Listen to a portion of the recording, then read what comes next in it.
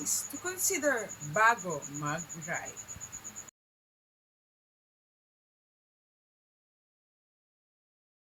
Number 1, vest to ride. OOTD kayo, pero siguraduhin yung safe kayo. So, safety gears, kailangan po, we have your helmet, knee pads, elbow pad, gloves, and yung shoes, kinukonsulo din po yun sa safety. It should be naka-pants po kayo and jacket. Or, kung hindi naman at sobrang init, you can wear jersey, but you should wear knee pads or elbow pads underneath. Para sa safety po yun. Para iwas ang pagiging kusino. Don't pack over. Pack light. Huwag masyadong magdala ng konik-anik na hindi naman kailangan. So, be sure to bring things na kailangan mo.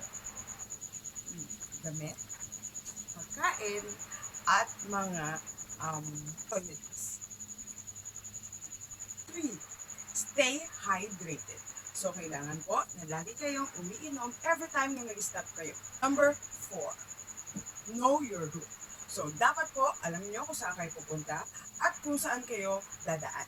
So, be sure na wala pong mga hazard or risk na pwede kayo ma-encounter during your ride. Be sure to bring a map. Minsan kasi si Google naglolo.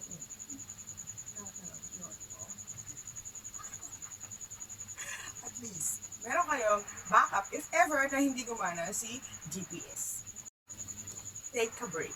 So, ugaliin pong magpahinga every time na nararamdaman nyo na antok na kayo o uneasy na kayo having your ride.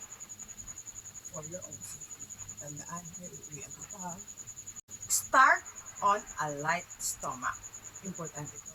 Mahirap mag-ride pag malayo. So, wala kang alam sa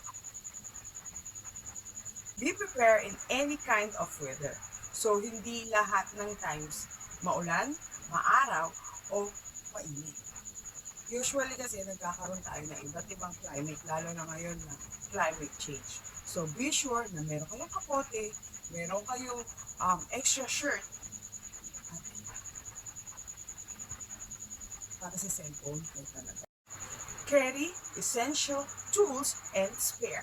So, para maiwasan ang aberya, if ever na magkaroon man, slight lang, hindi kayo mamumblema. If ever na tumigil kayo sa mga part o kaya places na walang available na resources. Condition your motorcycle. Ito po ang pinaka-importante. Kailangan po, alam nyo, at kondisyon ang motor nyo bago kayo umalis. Hindi sigamit na sigamit.